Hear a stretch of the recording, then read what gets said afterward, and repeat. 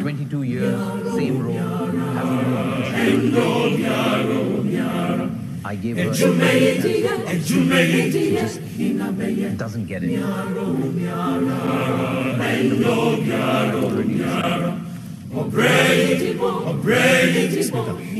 We're restructuring. Your role is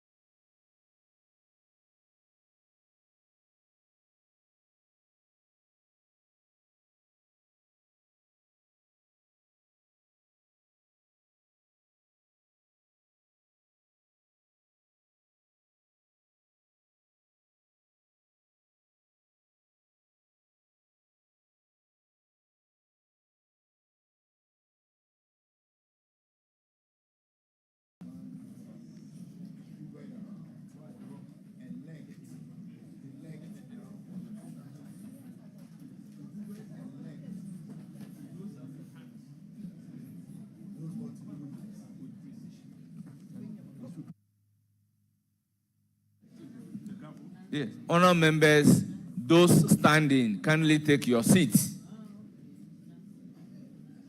Kindly take your seat to allow the nominee to also take her seat.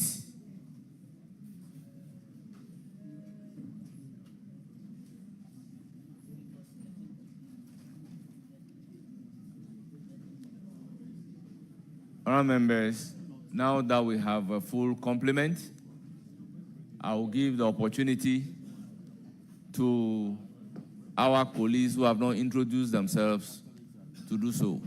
Starting from the far end, you have the floor.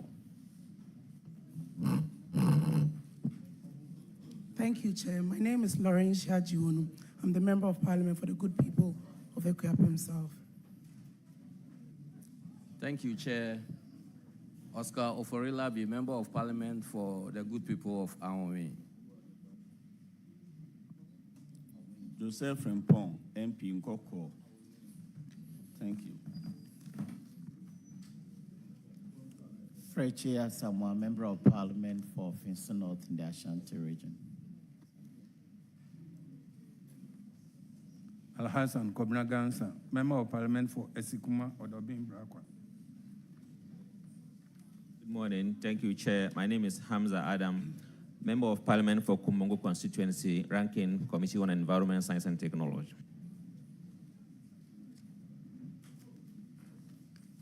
Good morning, Chairman. My name is Frempong Ado.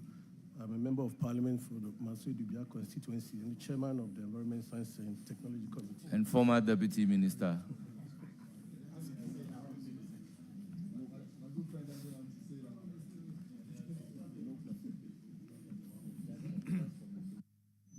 Thank you. My name is Patricia PJ, the Honorable Member of Parliament for Asukwa and the Deputy Minority Leader and a member of this committee. Thank you. My name is Honorable Eric Afu, Member of Parliament, Amenfi West, Chair, Economic and Development Committee. Thank you. I'm Isaac Adongo, Member of Parliament for Boga Central, Chair of the Finance Committee, a friend to the committee. My name is Ningchim Abila Alamzi, MP for China Paka constituency.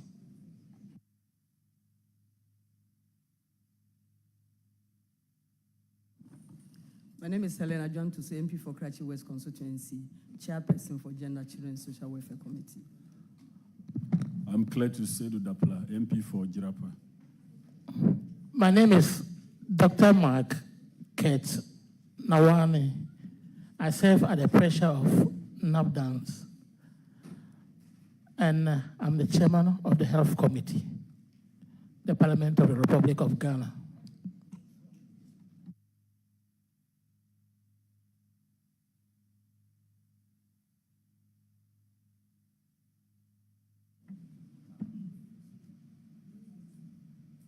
Osahin Alexander Kwamena Fenyo Markin, MP for Ifutu and Minority Leader.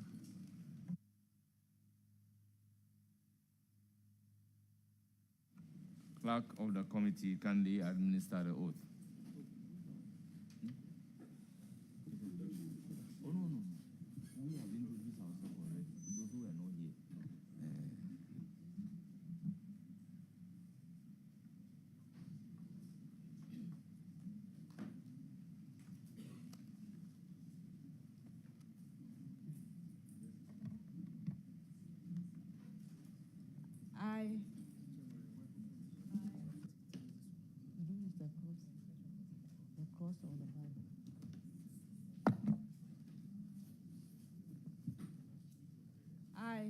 I, Zaneto Ajuman Rawlings, Solemnly affirm that the evidence I shall give before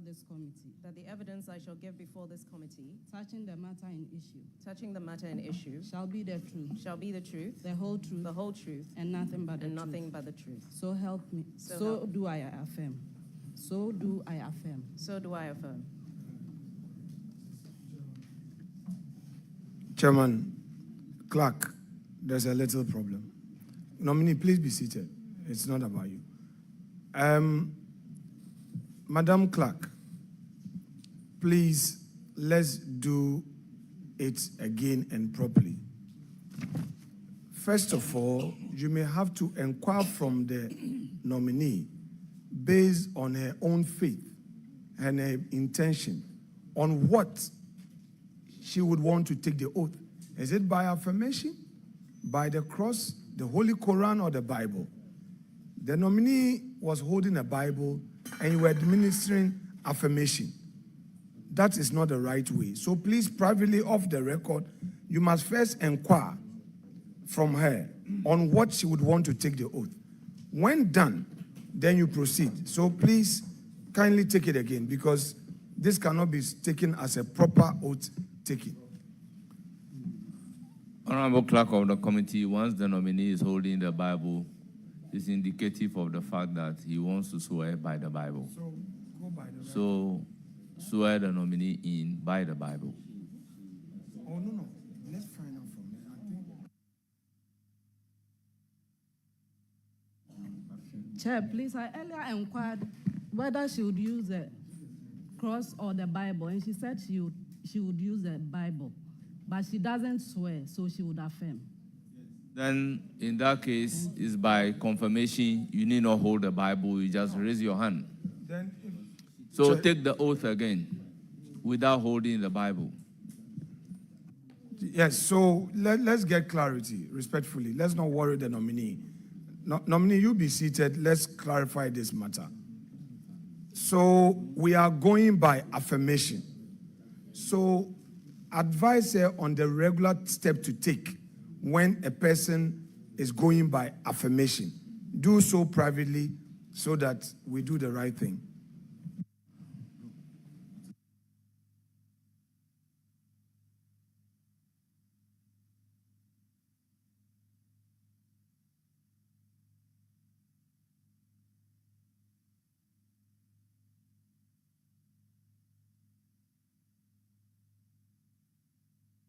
Yes, go ahead now and administer the oath again.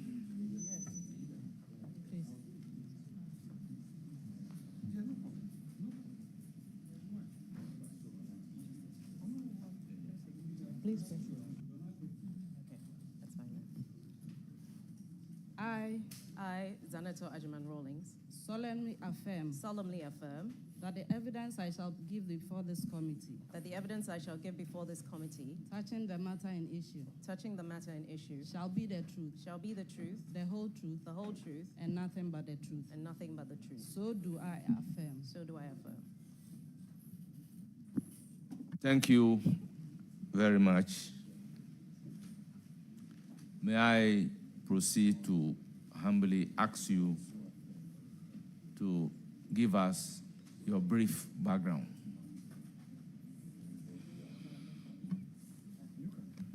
Thank you very much, Honorable Chair, and respectfully, a good morning to the members of the committee and the guests present. My name is Zanato Ajiman Rawlings. I was born on the 1st of June, 1978 in Accra, to the parents who are both deceased, His Excellency Flight Lieutenant Jerry Jordan Rawlings and Nana Kunedu Ajiman Rawlings of blessed memory. I have 3 other siblings who are younger than I am. I went to kindergarten in Accra, which was Tiny Tots. Primary school was Northridge Lyceum for 6 years. I subsequently then attended Achimota JSS for 3 years. I was part of the pioneering group for the new system, the JSS. And then I went to Wesley Girls High School for 3 years. After that, I attended medical school at the College of Surgeons in Ireland. And subsequent to that, when I moved back home, I did my master's in conflict, peace, and security at the Kofi Annan International Peacekeeping Training Center. I'm a mother of 3 daughters and an avid environmentalist. I'm the 3rd-term Member of Parliament for Klote-Korle constituency. And by the grace of God, my vote margin has increased exponentially each time I've gone to the elections. I'm also currently the chair on the Committee on Security and Intelligence and the 2nd Vice President of the Pan-African Parliament. Thank you. Our distinguished guests, we say here, here. We don't clap in Parliament. Yes, yes.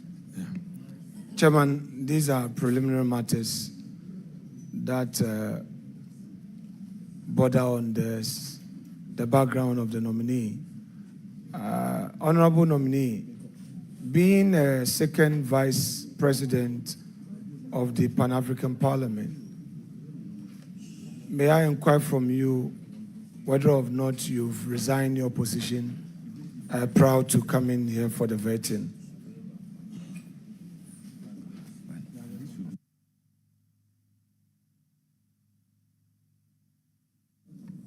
Honorable Chair, may I respond?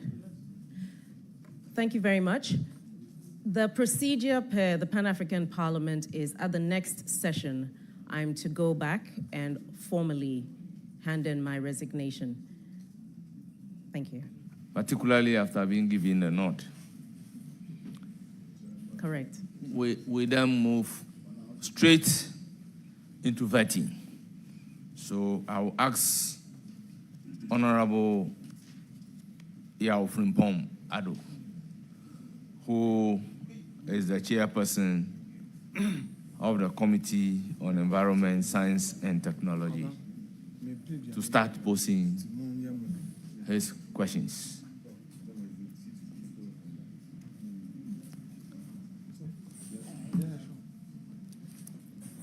Thank you, Chairman. Honorable nominee, congratulations for getting the nod to lead our ministry, the Environment, Science and Technology Ministry. That has been orphaned for 1 year now. You know, the environment is all about mobilization of adequate resources. You see, the climate change, this phenomenon called climate change, is all about mobilization of resources to prosecute the agenda of the ministry. And it's all about this, the Paris Agreement. So we are talking about the NDCs. What is your opinion about these NDCs? Yes, Honorable nominee. I believe you're not referring to the party I belong to. The nationally determined contributions represent the commitments that countries that are party to the Paris Agreement make with regards to offsetting the carbon footprint globally. It's Ghana's contribution, or Ghana's commitment, was to remove about 64 metric tons of carbon dioxide equivalent. And this is supposed to be over a period of about 10 years, ending in 2030. To date, we have so far managed to offset about 43 of that, thereabouts. We still have quite a long way to go, but I think it's a work in progress. The nationally determined contributions are not, the Paris Agreement is not a binding one, and so it really relies on the voluntary contributions of the country. But normally, based on the commitments that we make, we're expected to actually deliver on them. Yes. So, Honorable nominee, what you just opened your knowledge about the NDCs. What are the key elements in Ghana's current NDC 3? The key elements in this NDC 3? Yes, Honorable nominee. Thank you very much, Mr. Chair. The main issues are to reduce emissions and then to also promote and establish green technology. And then finally, to also look at how we can perhaps trade in carbon credits in order to contribute our quota towards the global emissions. Yes. Yeah, Chairman, thank you. Still on the NDCs.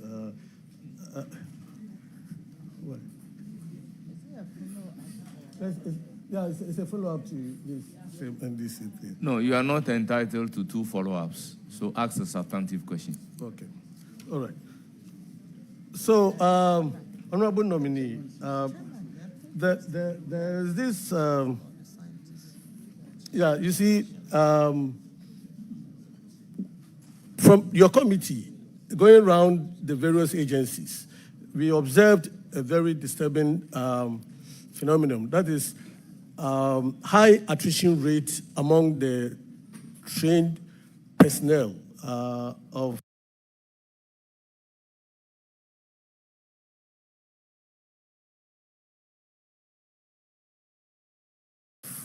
GAEC, the MPA, Nuclear Regulatory Authority,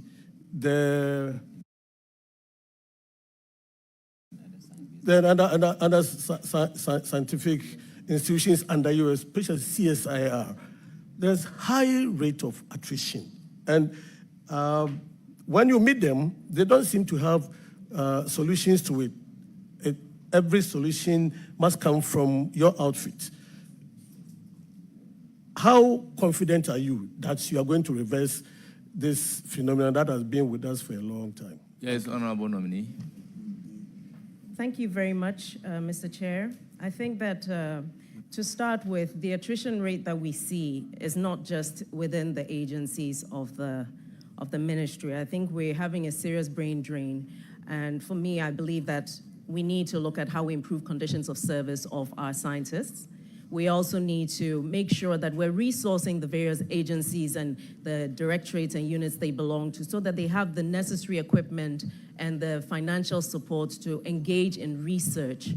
And then also to make sure that they have predictable career important. But I believe that this is not something that I can do alone. What I would have to do is engage the scientists who remain to actually find out exactly what their issues are in order for us to arrive at a solution that is a win-win for Ghana and for the scientists. Yes. Right. Thank you, Chairman. But are you aware of Act 1124? It is the tool you are going to use to manage the ministry. It's been in operation for about 18 months. So you asked a question, are you aware? Let's take the answer first, then you can follow. Yes,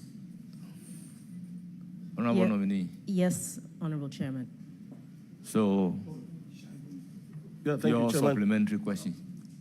Yes, this act has been in operation for close to 18 months now, and there are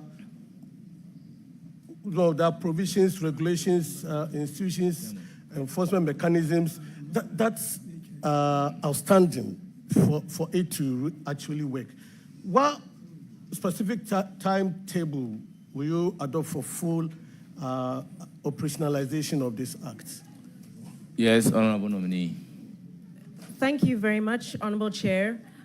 It would be difficult for me to actually give an exact timeline at this point in time. I believe that in order to be able to give a timeline would require a full engagement of the relevant agencies, including the stages of execution of the various, whether it's the regulations or LIs, where they are. Because otherwise, I can't give you an answer in a vacuum. Honorable nominee.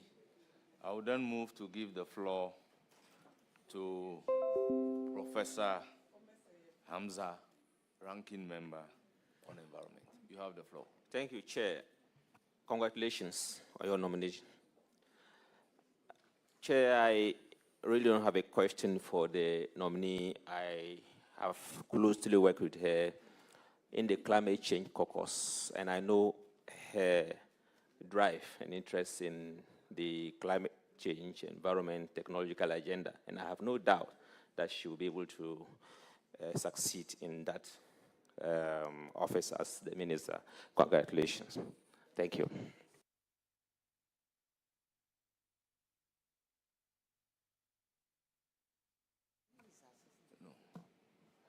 Thank you. Thank you very much. I will then proceed to give the floor to Yao Gomado if you are here. Very well. Then we'll move to the committee members since John Dako is also not here. So I'll give the floor to Honorable Patrick Yabwam.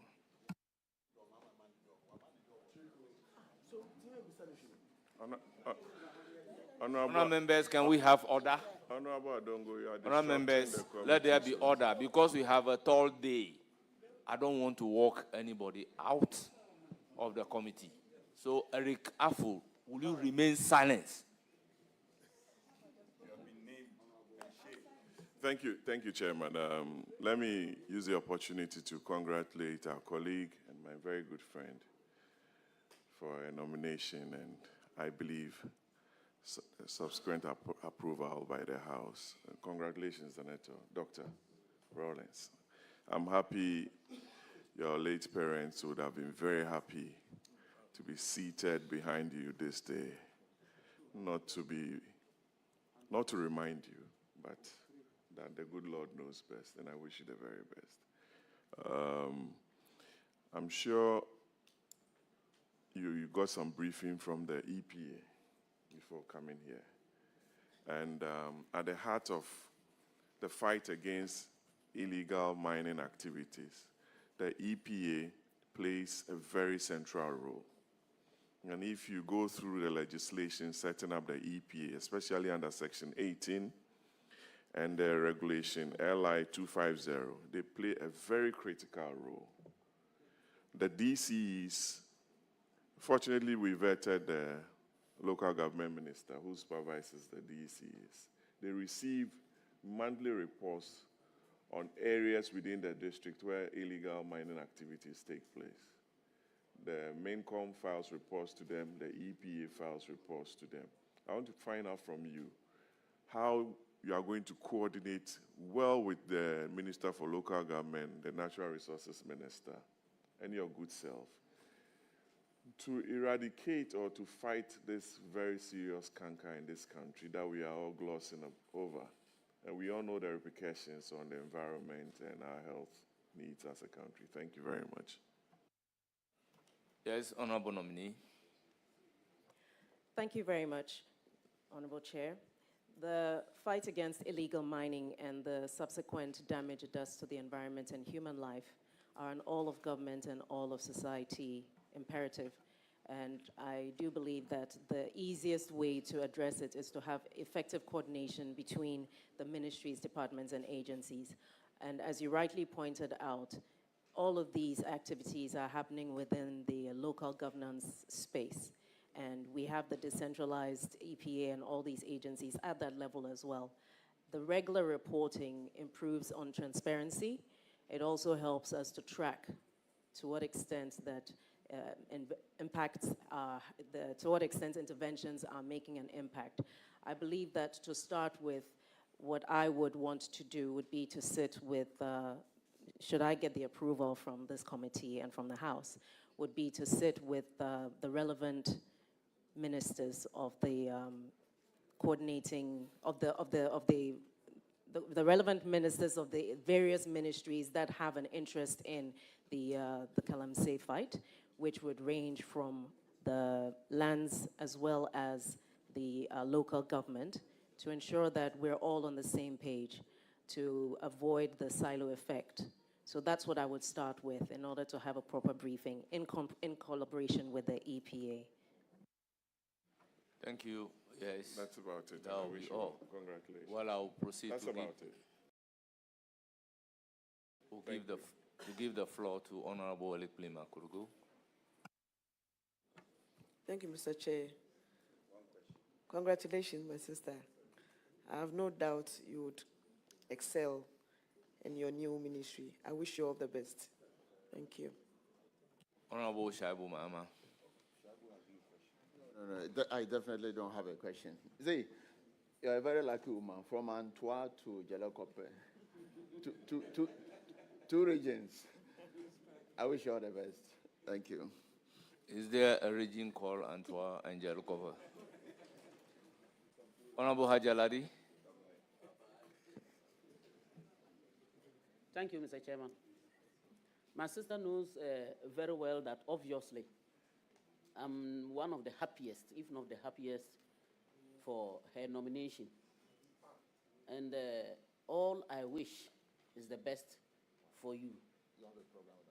My prayer is that the Almighty Allah guides and protects you in this your new role, so that you're able to do the job as expected, so that our mother and father, wherever they are, they will be very, very happy that, yes, they did their job and they left the best for us.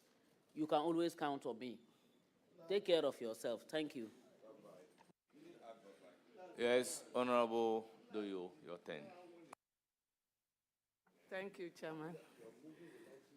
My sister, my daughter, Zenato Rollins, I know you go and excel there.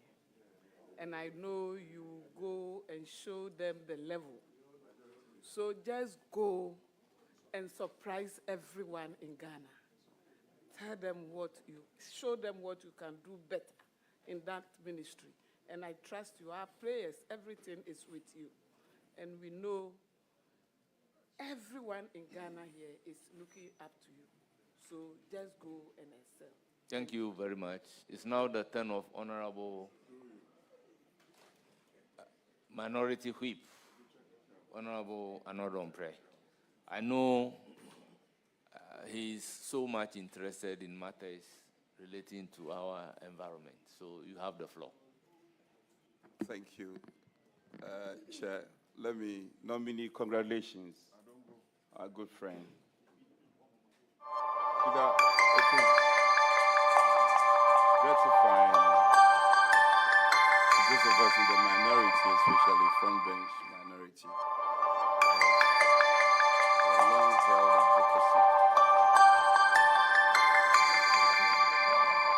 for our friend and our lovely sister to be recognized by President Mahama has finally paid fruit, and I'm happy. I'll take this as your question number one. Oh, Speaker, well, I'll be in your hands. Speaker, I'm fully in your hands. And I also know, let me say publicly that, she's personified advocacy on environment. I have engaged you at personal level and even at the PAP. She's one person who has distinguished herself, however fleeting the period had been, as the vice president of the PAP. She's shown brilliance, and I want to publicly commend you. You and I have had a lot of discussion. Speaker, she contributed to the chairperson of the PAP. You know, I'm the head of delegation. Of course, Speaker, you are. Of PAP. So I know she made you a chairperson. Speaker, by the orders. Well, let me start off, my friend, Doctor. If you look at the global protocols in the context of sustainability, environmental conservation, control of emission, we have transitioned from Berlin to Copenhagen to Stockholm to Paris. Clear, consistent path by the globe. It's also, the begging question is that this commitment is loud. Various countries have shown commitment, which has dovetailed into the Paris Agreement, Article 6.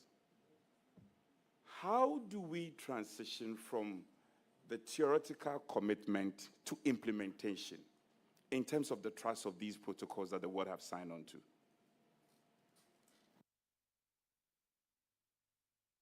Yes, Honorable Nominee. Thank you, Honorable Chair. I believe that we have already transitioned to the practicalization of Article 6 under the Paris Agreement. We have already signed agreements with countries such as Switzerland and Sweden on a bilateral exchange of carbon dioxide equivalents. And so I believe that what it is for us, that's left to do is to ensure that in the process of trading the carbon credits or the carbon dioxide, we do not end up perhaps mortgaging whatever reserve space that we have as a country for developing on our own. So I think it just comes down to the balance of to what extent do you trade in your carbon dioxide in exchange for finance? Because whatever you give away in carbon dioxide, you must add to your national emissions because of the accounting system where globally, if you subtract from one jurisdiction, you have to add to the next. So we end up with a net loss when we trade that in, and we have to make sure that the financial benefit that we're getting is not out of sync with what our development agenda is. Thank you. Just a follow-up. Yes. To follow up on the same question. Doc, I started off with Berlin, and I'm sure you're aware Berlin was the first COP. I think now we are at COP 32 or 31. Berlin, the thrust of Berlin was to reduce emission globally. I'm with you when you say we've transitioned, especially in terms of the global exchanges when it comes to the carbon trade. But there are still outstandings. And that's where I was trying to tease your mind and to revert your mind to. But you seem to be focusing on what we have achieved and clearly leaving out what is outstanding. But that is just by the way. My next substantive question is on climate finance and loss and damage. In times past, the globe has focused overly on climate exchange and climate change.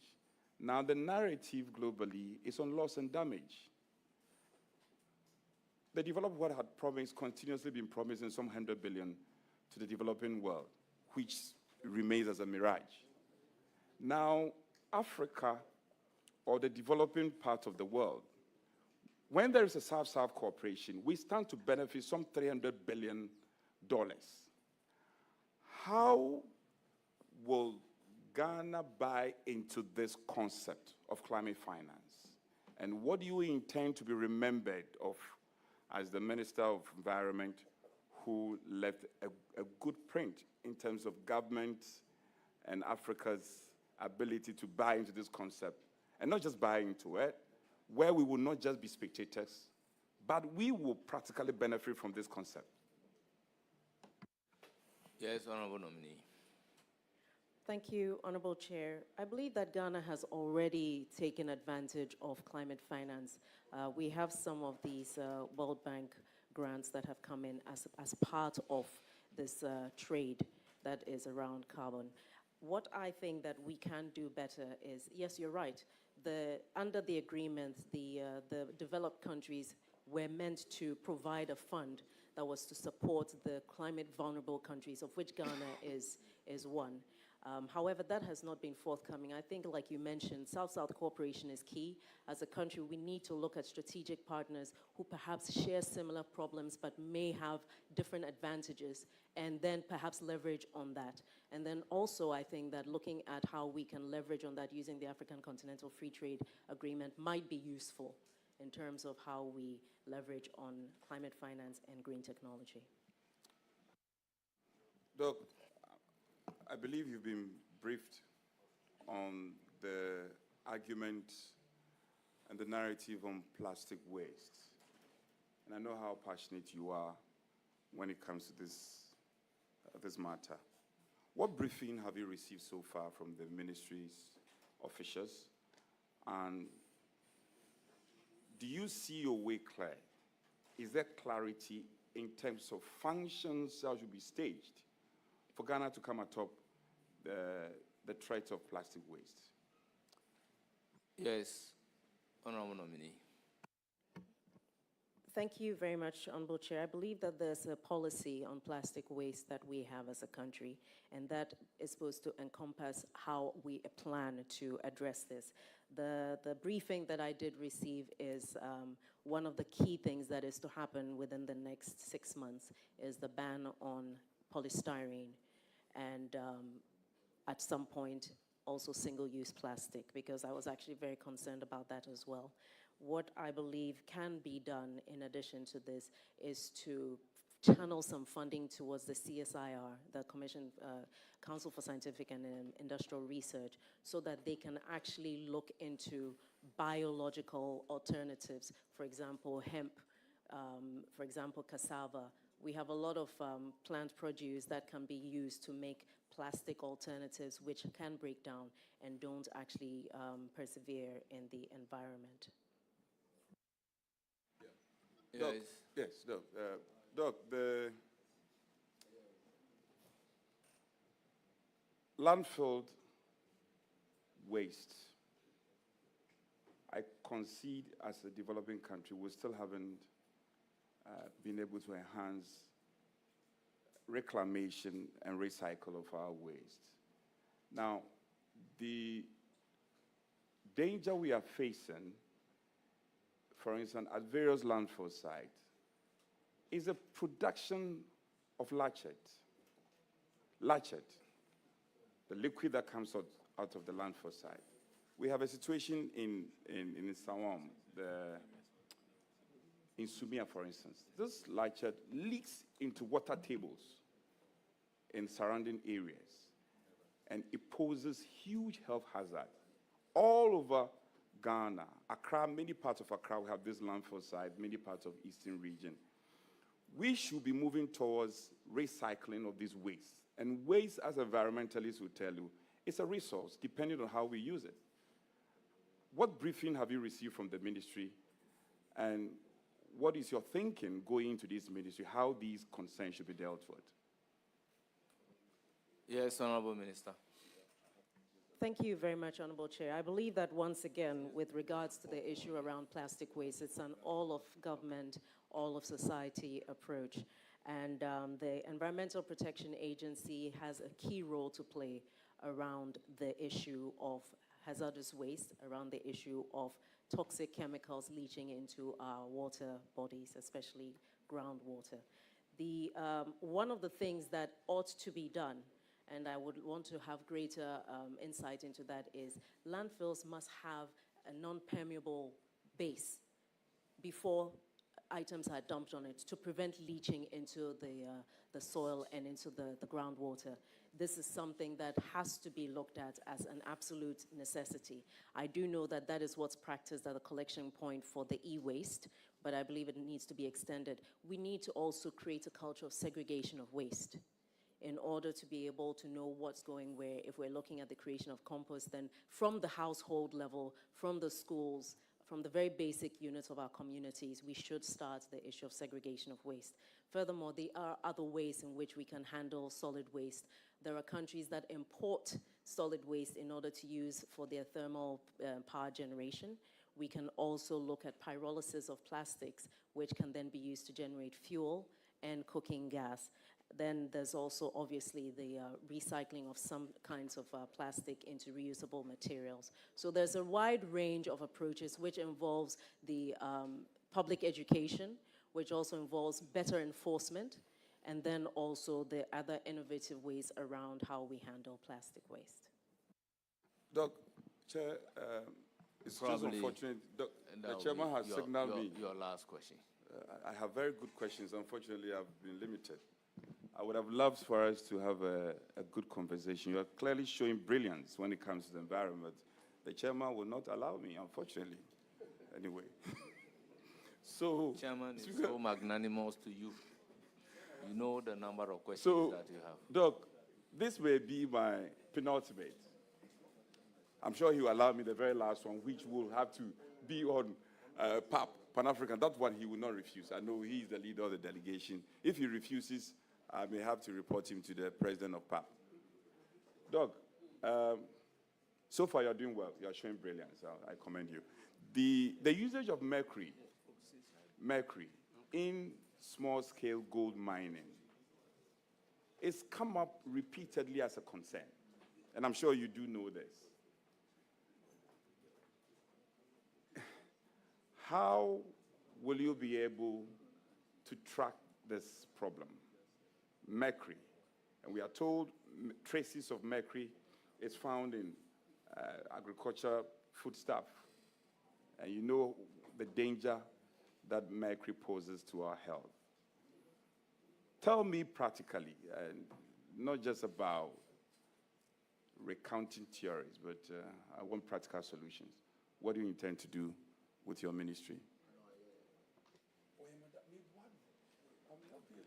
Yes, Honorable Minister. From your lips to God's ears, Chairman. Thank you very much, Honorable Chairman. With regards to mercury, we have the Minamata Protocol, which actually has restrictions on the use of chemicals like mercury and cyanide. And I believe that practical steps towards how we monitor this will involve the EPA having spot checks, unannounced checks, and tests, which means that obviously they have to make sure they have the relevant equipment to test. We also need to make sure that we have at the various ports of entry the means to actually track any chemicals that are coming into the country. I also believe that as far as this is concerned, we shouldn't just be testing the soil and water at the sites where illegal mining is concerned. We need to make sure that we are also randomly checking perhaps underground water, because that's where borehole water is coming from, so that communities are not drinking poisoned water without realizing it. We need to check soils and farms that may not necessarily be in the catchment area, but may be affected as a result of perhaps water that's moved downstream. So spot checks, not just at the sites where the illegal mining is concerned, but across the country to actually assess the extent of spread of the mercury in our groundwater. And of course, having found that at any site, to take action in terms of accountability without looking at who they are. Once it's found to be a substance illegal in a setting that is illegal, the law must take effect. Thank you. Let me just thank you.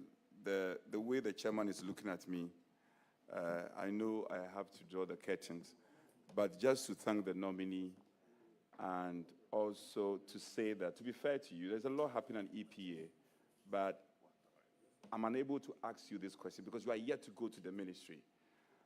I want to encourage you to remain the principal person that we've always known you to be, and the person I've known you to be. Let black be named as black and white be white. And I'm sure that when you do that, some of us will be more willing to divulge information, to approach you, and for you to be remembered. Finally, to assure you that we'll be available pro bono. If there is anything on the environment that we should help you, we will want to help you to succeed. So when the history is being written, it will be said that once upon a time, a certain Dr. Designate Rollins occupied, and she left a living legacy. That will be something that I would love to celebrate, because the minority advocated for you to be appointed by the president. Mr. Speaker, thank you.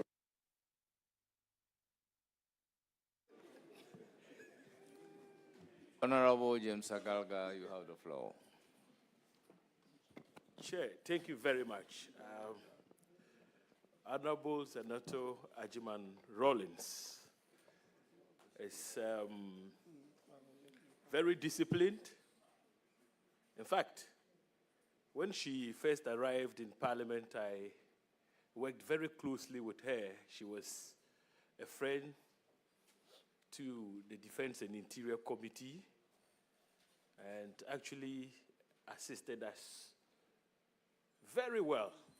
Subsequently, she was made a full-blown member and elevated to the position of deputy ranking of that same committee. I was ranking. And so we worked very closely. And therefore, I am in the best position to bear testimony to the competence of Honorable Rollins than any other person in this house. Yes. Yes. Yes. Aside that, when the Committee for Security and Intelligence was created under the new standing orders, Mr. Chairman, she again acquitted herself Leader, the floor is given to you.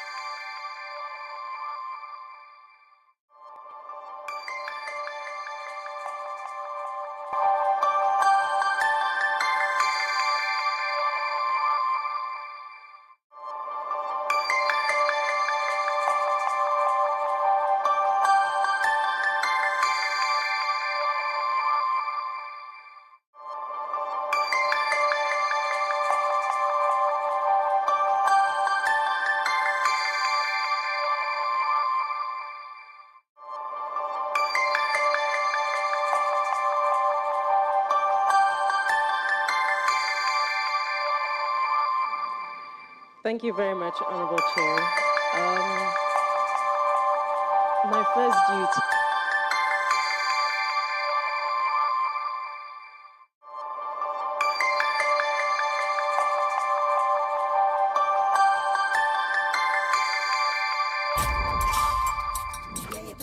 It's not about the 90 minutes, it's what you put into the 90 minutes.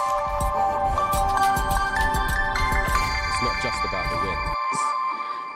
I was called to serve my country, and given the very central role that issues around the environment currently play, not just in Ghana, not just across the continent, but globally, I felt duty bound to actually come. And furthermore, I believe that the vision that His Excellency the President has with regards to the environment is something that truly aligns with my beliefs, and I felt that it was an obligation to serve. Thank you. Thank you very much.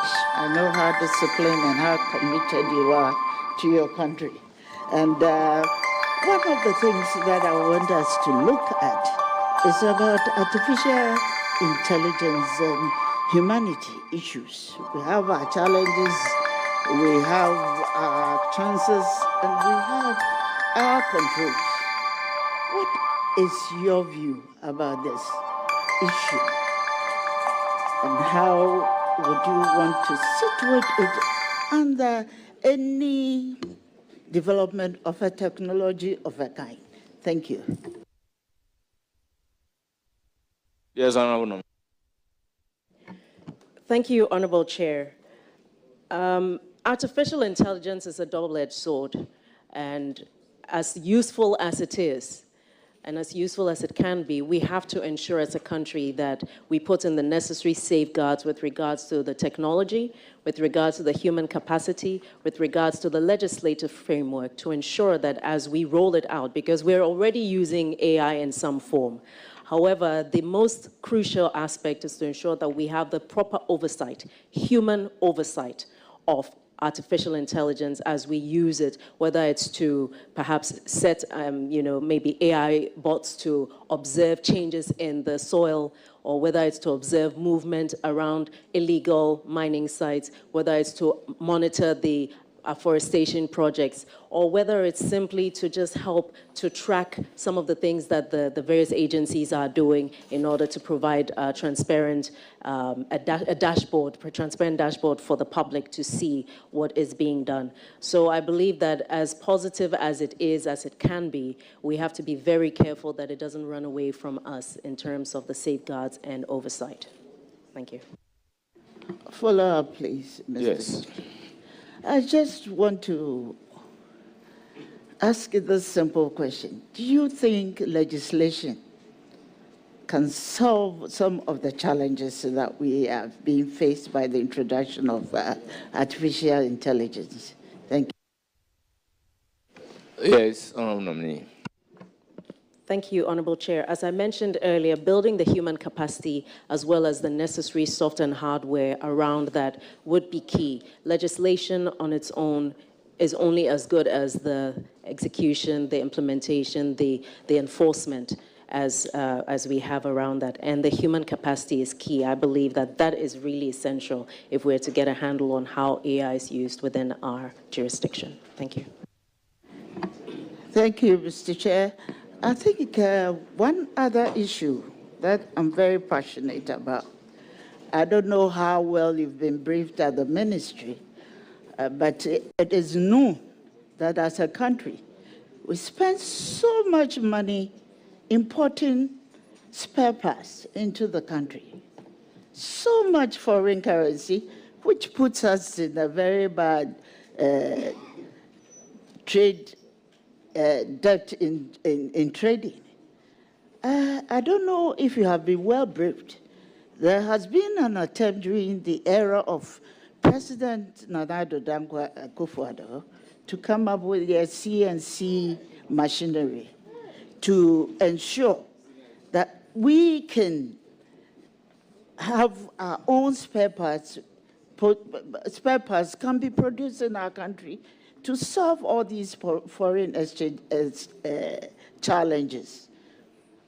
Have you been briefed, and what is your position in trying to ensure that, I know the machines are available, I know the building has been constructed to a level that can be, what is your view about the continuation of this project? Thank you. Yes, Honourable Nominee. Thank you, Honourable Chair. I believe Honourable is very passionate about this specific issue, which I do agree with, is it would actually make a difference in terms of our industrialization drive, and of course would be able to, with the right tooling, contribute towards the 24-hour agenda. Honourable Chair, I believe that with regards to this, what's left really is for me to have a full detailed briefing of what exactly is outstanding in terms of monetary commitments. And then subsequently, once I understand exactly what the issues are, to be able to have a conversation with the Honourable Finance.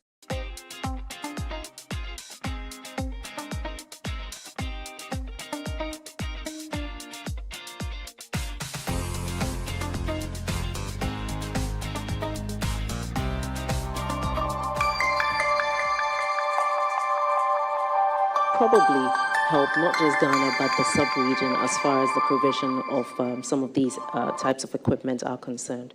So it really, to get a full assessment, to be able to speak to that in full, I could come back to the House with a report once I've done that. Thank you. Yes. Thank you, Honourable Chair.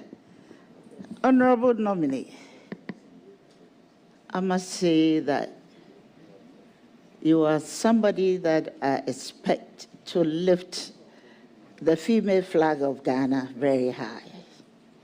And it is my prayer that you really excel in this position which you have taken, because it is a very, very challenging ministry.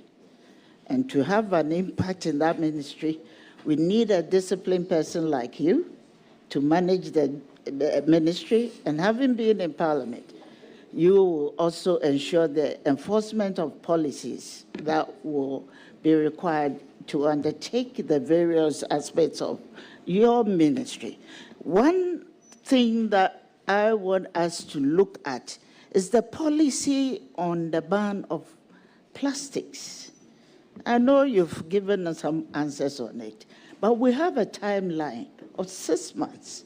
You know, the indications you gave about what could be done to ensure the implementation of this policy some of them require a long-term approach or long-term solution to these issues.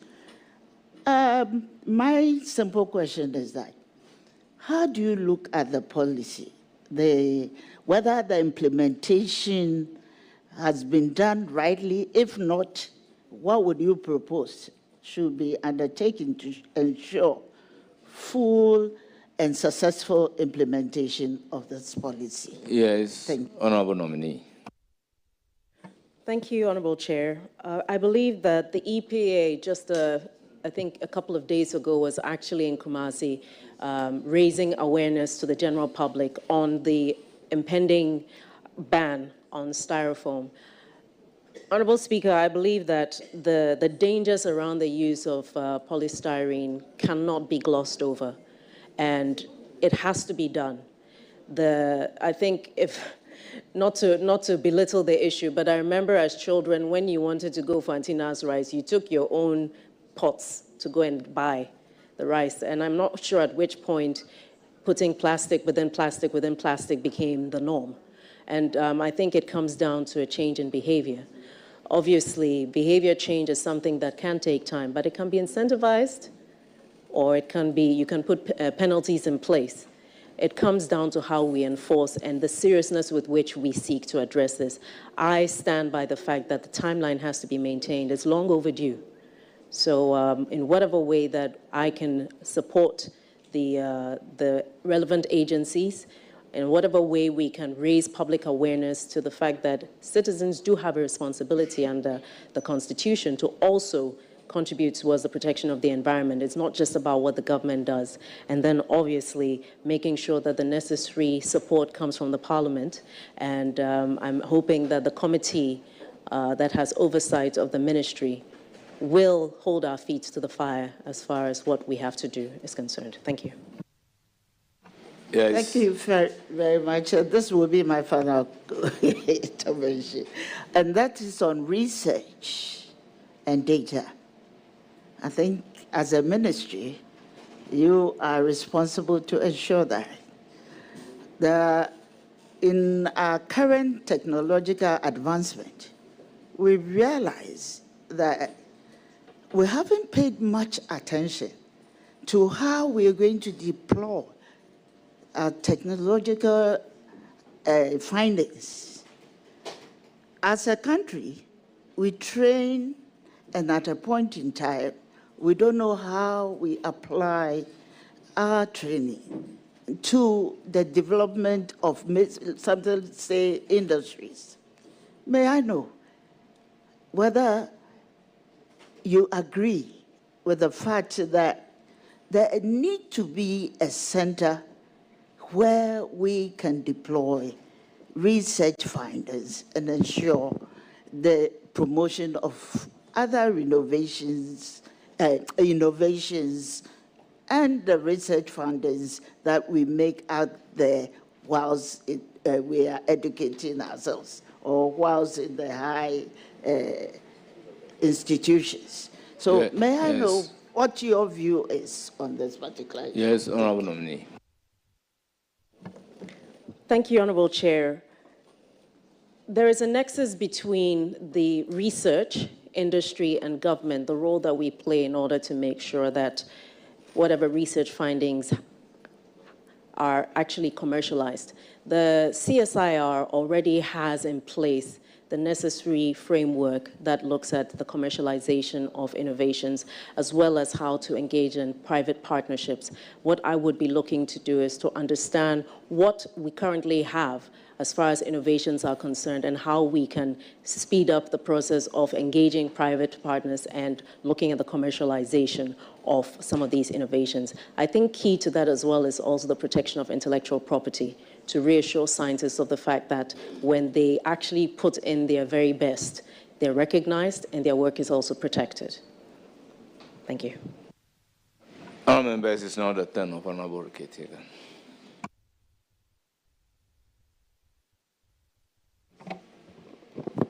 Thank you, Chair. Honorable Dr. Zeneto Ajiman-Rawlings, Congratulations. I really don't know where to start, but I believe you know what I mean. We thank the President for giving you this opportunity and a much bigger platform.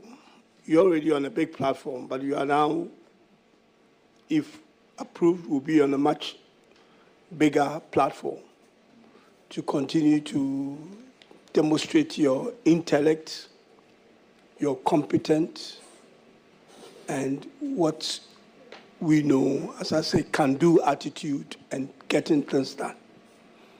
God bless you. Thank you. Thank you very much. Honorable members, in the absence of the minority leader, I will proceed to discharge the nominee. You are accordingly discharged. You hear from the committee. Thank you, Honorable Chair. I will then proceed to acknowledge your guests. We have Honorable Huesel. Two, we have Honorable Jim Tamaklo, who is also my uncle as well as your uncle. We have Lovelace. We have Benjamin Nikwe Kote. We have Auntie Frimpoma. We have Kimati Ajiman Rollins. We have Madam Judy Nkansa. We have Nana Poku Ajiman. We have Mr. Ato Gezi. We have Auntie Amaki. We have Mr. Kenneth. Passion everywhere you want to be. Kivo Hoshito, made with real shrimp, guys. You compare this with Bangkun, Wache, Jollof, fried yam, plain rice, fried rice, Gari, in fact, Bibia. A taste of Ghana. This advert is FDA approved. Son, we have Colonel Botui. We have Squadron Leader Sinsin Dagbe, retired. We have Naval Lieutenant KK Anyawe, retired. We have Dr. Mavis Ureku Ahinkra. We have James Gunu, Voter Regional Minister. We have Mr. Robbie Robertson. We have Cromwell Goka.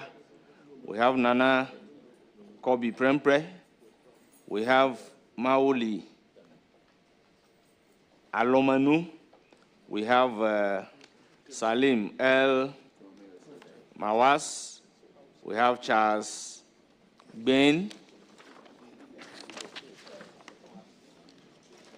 We also have Alahaji Masaud, John Blagoji, Lydia Agbotui, Gosson Agbotui, Juliet Kramer, General Kusi, Dr. Kumbo, Hajia Hamdatu Ibrahim Hussein. We also have Eugene Eshen Elliott. We have Dr. Ben Anyagri. We have Regina Aolu. We have Kwame Boachi Ajiman. We have Mark Dabre Mafo. We have Dr. Mayrid Zieka. We also have Mr. Krujison. We have Walter Ewua. We also have Nana Jensi Amwako. We have Sisi Kwenu. We also have Alberta Achia Akosa. we have Bavlo Latte, we have Akresi Sapong, we have Yao Ampofo Ankra, we have Alasan Soini, we have Queen Mothers from Ashanti and Volta region. Honourable members, on your behalf and on behalf, we have Mayor of Tema, and then the spouse of the majority, Chief Whip. We have Dr. Kobena Dufour.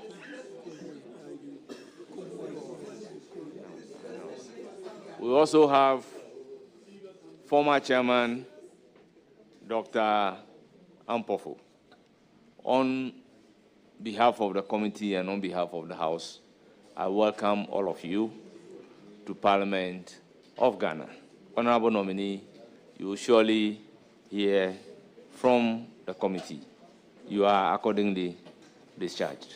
Thank you for attending upon the committee.